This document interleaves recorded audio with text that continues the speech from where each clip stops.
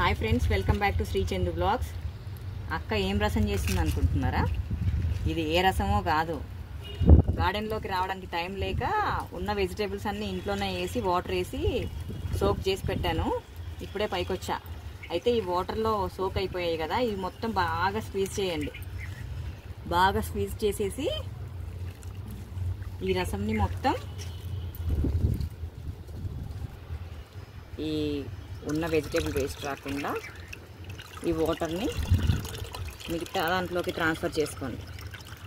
మా గార్డెన్లో రోజు రోజుకి బర్డ్స్ ఎక్కువైపోతున్నాయి. నా గార్డెన్ బాగా నచ్చినట్టుంది. చిన్న చిన్న కాయలు వచ్చాయి కదా, ఎప్పుడెప్పుడు తిందామా అని ఎదురు చూస్తున్నాయి అవి. ఇది వాటర్లో నానబెట్టి అంత స్క్వీజింగ్ చేసేసి వాటర్ తీసుకున్నాను కదా, ఈ వాటర్లో ఇప్పుడు కొంచెం వాటర్ యాడ్ చేసుకొని, ఇది ఇన్స్టెంట్ అన్నట్టు, దీన్ని ఏం మనము ఫర్మెంటేషన్ చేయాల్సిన అవసరం లేదు. ఈ వాటర్ని రోజ్ ప్లాంట్స్కి కానీ వెజిటేబుల్స్ ప్లాంట్స్ కానీ ఇస్తే, సమ్మర్ కదా, ఇది ఒక టైప్ ఆఫ్ ఫర్టిలైజర్. మనకు రోజు గార్డెన్లోకి వచ్చి ఒక 4 days ఇది సోక్ చేయాలి. కానీ అంత టైం లేనప్పుడు ఒక ఇంట్లోనే మనం వాటర్ పోసి పెట్టేసినప్పుడు ఈవినింగ్ గార్డెన్కి వచ్చినా మార్నింగ్ గార్డెన్కి వచ్చినా దీన్ని స్క్వీజ్ చేసేసి ఆ వాటర్ని మనం ఇప్పుడు ప్లాంట్స్కి ఇచ్చేద్దాం.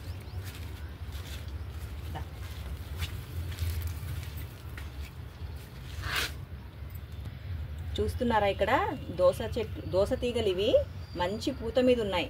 వీటికి ఇప్పుడు మంచి ఫర్టిలైజర్, మంచి ఎరువులు ఇస్తే ప్రతి ఒక్క పువ్వు కాయగా మారిపోతుంది. సమ్మర్లో మనమే తట్టుకోలేకపోతున్నాం, చెట్లు ఎక్కడ తట్టుకుంటాయి? దోస తీగ చూసారు కదా ఎంత హెల్దీగా ఉందో. ఇలాంటి హెల్దీ ప్లాంట్స్ కోసం మన గార్డెన్ని సబ్స్క్రైబ్ చేసుకోండి, లైక్ చేయండి, షేర్ చేయండి, కామెంట్ చేయండి.